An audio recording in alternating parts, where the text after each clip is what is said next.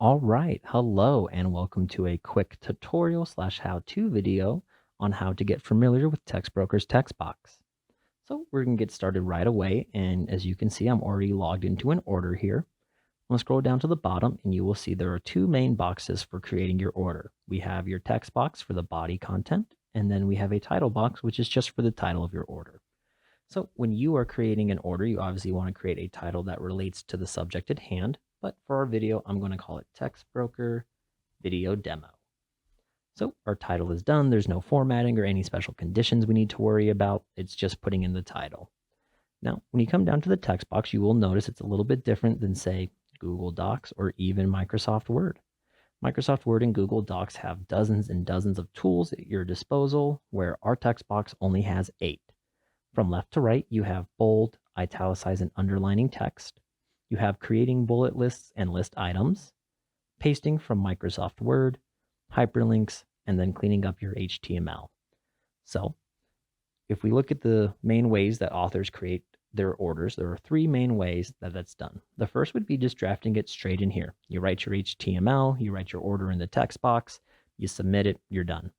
Nothing wrong with that. The only thing to keep in mind is that when you do submit your text here, you're not going to be able to see it until it's either sent back for a revision request or until the article is submitted and accepted and appears in your statistics. So if you're somebody who likes to reference their previous work, maybe you like the way you formatted something, you like the way you phrased a keyword or how you worked in a hyperlink and you want to go back and reference that for a different order, just make sure you save a copy of your work to like either Google Docs or Microsoft Word, or even just a plain text file if you're going to draft it in here. Now, going to the 2 other more common ways, there's either Microsoft Word or Google Docs. Microsoft Word works the best with our program, so we'll cover that first. Let's say you have your Microsoft Word here. You've created your order. You have all this wonderful formatting. You have text characters like bold and underline and italicized text. You have a hyperlink. If you go highlight and you copy, I'm going to take it over here and paste, you'll notice we lose all of our HTML formatting. Now, similarly, had you drafted this in the box itself, you can go through and manually add the tags yourself. It'll take you a little bit of time, but of course, there's nothing wrong with that. You add your H1 tags, you preview and submit, and there you go. However, if you don't want to have to go through that, and there are times where you probably won't if you're writing a couple 1,000-word order, you're not going to want to go through another 1,000 words just to re-add HTML tags. So if and only if you're using Microsoft Word, you can click on the paste from Word. You're going to paste it in this specific gray box, not the one back here, the one in here. Once that's pasted in there, make sure it has all the formatting you want. We have my headers, we have some bold, underlined, and italicized text. We have a hyperlink, and we're going to hit Insert Copy Text. And just like that, all of our formatting is saved. You have my header, my subheader, and my last subheader. We have the bold, the underlined, and then our italicized text.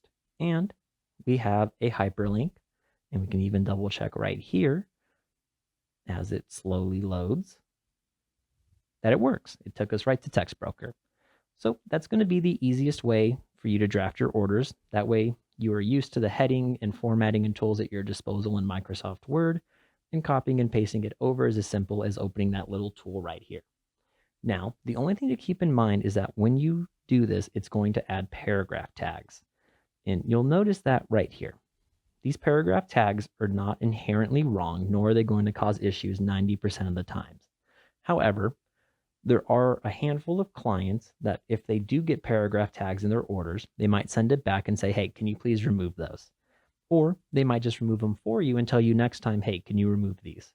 So if you choose to go the Microsoft Word route and you're constantly going to use that paste function, the easiest way to get rid of these paragraph tags is to highlight the section and hit clean. And just like that, it cleans up the text, it gets rid of those paragraph tags, and if you hit preview and submit, it looks the exact same. The only thing to keep in mind is that this is not a paragraph tag deleter. It is an HTML deleter. So if you're a little bit hasty, you go, oh, I don't need any of these paragraph tags. Get rid of them. Gone. You go preview and submit, suddenly all of your formatting's gone. So just keep in mind that if you are going to use the clean function to help get rid of paragraph tags, or maybe you have some broken HTML, it's not going to remove specific HTML. It's going to remove all of your HTML. And that leads to the final way that authors can draft their orders, and that's through Google Docs. Now, the benefit to Google Doc is that you have access to your orders all over the world, whether it's through the link, through your Google account. As long as you have internet access, you have access to these documents. So we have the same thing here. I have everything formatted. I have all my headers, my subheaders, some bold, italicized, and underlined text, and a hyperlink. And if I copy and paste, I go over to Textbroker, I'm going to lose my format. And you might be tempted to think, oh, well, maybe I can just use the paste from Word function. It's a good idea, but unfortunately, it's actually going to hurt you more than it is going to help you, because you're not only going to lose your formatting, you then also lose all of your spacing. So as you can see, it took our 3 paragraphs and made it one giant block of text, because it not only removed the formatting, but also removed the spacing. So there's nothing wrong with using Google Docs if you choose to do so. Just keep in mind, if you do that, just copy and paste it normally and go through and add those tags yourself.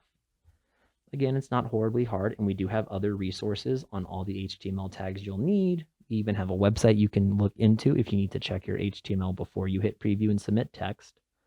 And the other thing to keep in mind is if you ever do mess up your HTML, you won't be able to preview and submit it. But our system is not going to be the best at telling you where that mistake is. As you can see, it tells us we have some duplicate attributes here, but that's not really where the issue lies. These are all things that happen after the HTML has broken. So I need to look before the term header. So we look at header before this is mine, and I go, oh, right up here, I forgot my bracket. If I add the bracket back, then I'll be able to submit. Relatively straightforward. It is a lot simpler than your other word processors. However, we do have tools in place that are here to help you. And if you have any questions or you run into an issue using our text box, don't hesitate to reach us at authors@textbroker.com. Thank you, and we'll see you in the next video.